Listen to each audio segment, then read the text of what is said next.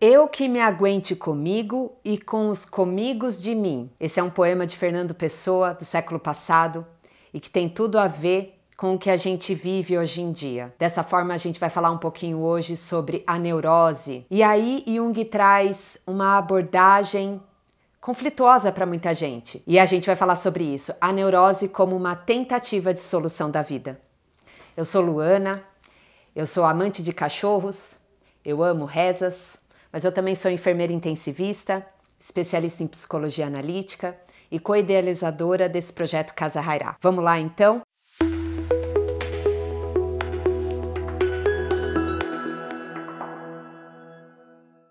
Mas antes de você continuar assistindo esse vídeo, se você tem interesse nesse tipo de assunto, se inscreve no nosso canal, ativa o sininho para receber as notificações e lembrando que os vídeos vão primeiramente para os membros Master. Se você tem interesse também de poder participar dessa comunidade, se torne um membro. Vamos lá então? Então Jung dizia que a neurose é uma tentativa de solução da vida. Quando a gente vai abordar esse tipo de assunto, a gente precisa entrar um pouquinho em teoria. Lembrando que neurose é um assunto que pode estar estigmatizado. Infelizmente isso acontece, mas a gente pode esclarecer através de teorias, através de explicação dos sintomas, e é isso que a gente vai fazer agora. Mas para abordar esse assunto é importante que a gente tenha algo palpável.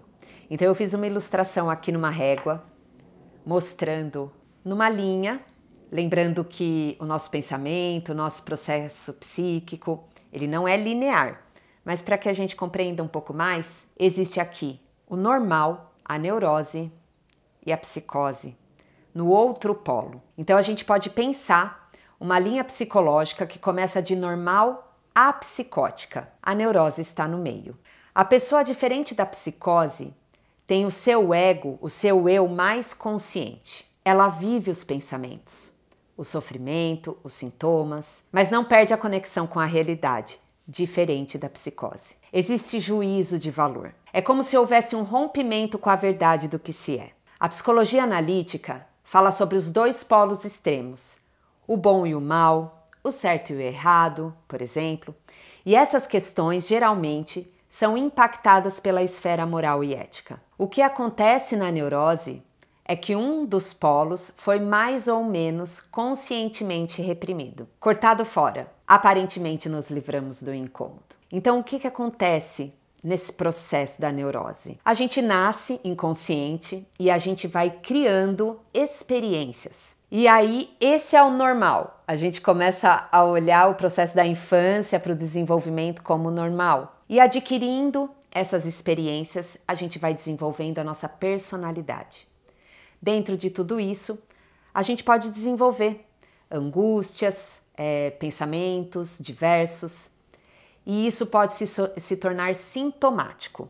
Quando nos livramos desse incômodo, parece que nos livramos do sofrimento, do conflito real.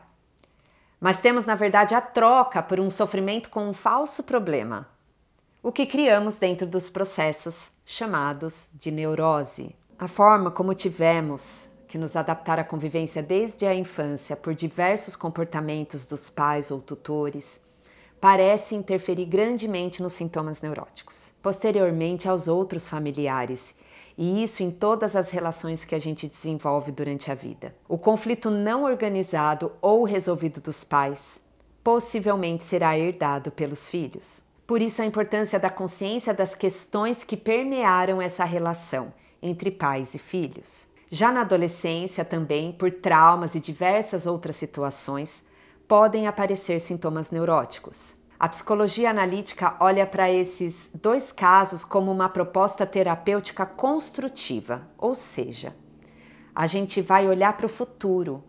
A gente precisa organizar isso tudo que aconteceu no passado, mas olhar para o futuro, olhar outras perspectivas.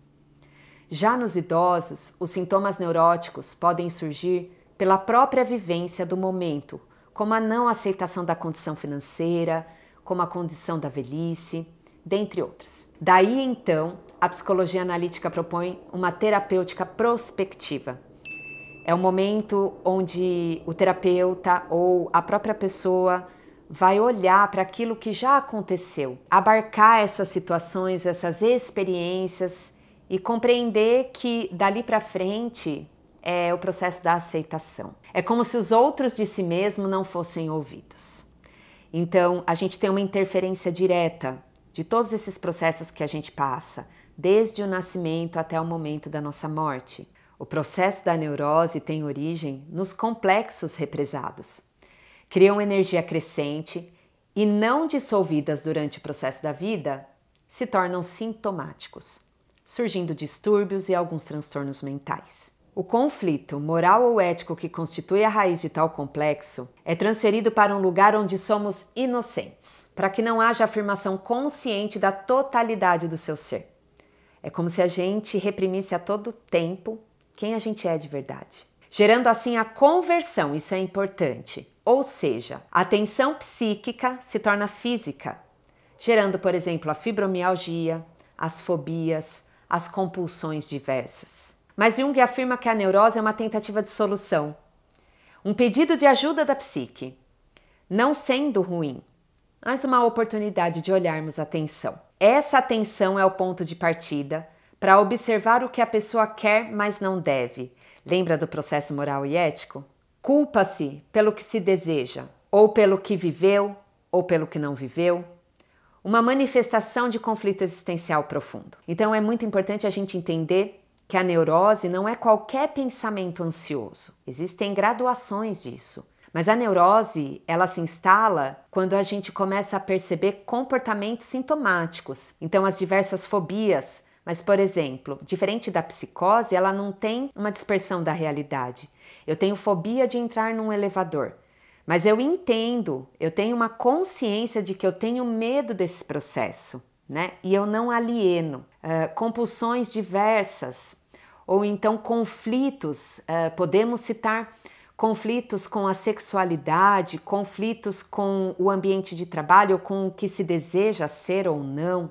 Isso tudo pode desencadear sintomas. Essa tensão, lembra que a gente comentou que Jung fala bastante sobre a tensão, esse processo da neurose, ela vem por uma tensão psíquica. Essa tensão convertida também está ligada aos sintomas como ansiedade, desajustes, limites orais, depressão. Muitas outras esferas comportamentais podem ser observadas no processo da neurose, como a necessidade de aceitação, insatisfação com a vida, onde sempre devemos lembrar que no conceito junguiano, o que nos incorpora são os complexos, podendo manifestar de diversas formas. A importância da gente falar sobre neurose é justamente poder identificar em nós mesmos ou em pessoas próximas, ou se você é um terapeuta, auxiliar os seus pacientes nesses processos de sofrimento. Existe uma tensão psíquica. Acontece que a nossa consciência, ela vai incorporando os polos.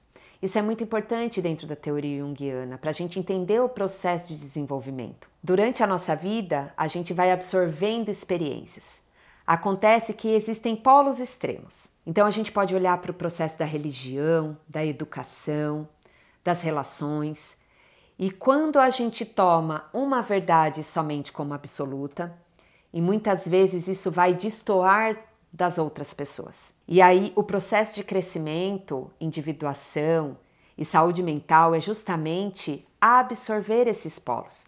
Isso não quer dizer que a gente tenha que praticar o que é do outro, mas que a gente compreenda com respeito e entendendo os processos que levam as outras pessoas a entrar nesses outros mundos, nesse outro polo, trazer esses polos para uma consciência só. Portanto, quanto mais unilateralizado o nosso pensamento, a nossa verdade, possivelmente maiores as chances da gente desenvolver algum tipo de transtorno. Finalizando essa conversa e deixando já um viés para a próxima aula, Jung fala inclusive sobre a teoria do antropólogo francês Lucien Lévy-Bruhl, que assume um papel importante para adentrarmos no mundo inconsciente, chamado participation mystique. É o momento que a gente vai começar a compreender um pouquinho mais por que a gente vem de uma família, de uma raiz, de uma orientação, de um ensinamento, mas a gente percebe que existem outras manifestações